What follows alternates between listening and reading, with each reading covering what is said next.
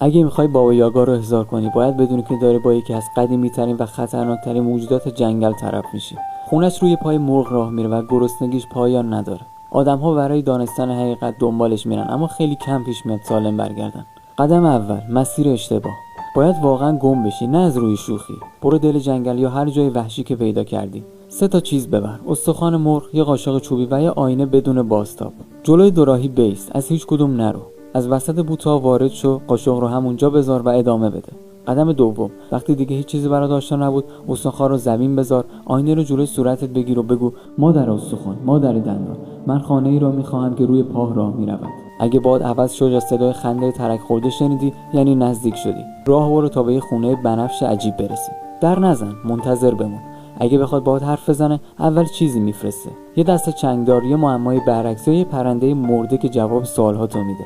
بابا یاگا دیوونه است اما داناست. اگه ازت خوشش بیاد باهات آشپزی میکنه، اگه نه خب فقط خودتو میپزه. اگه خوشت اومد ویدیو رو لایک کن و حتما کافه دویل رو فالو کن. موفق باشی.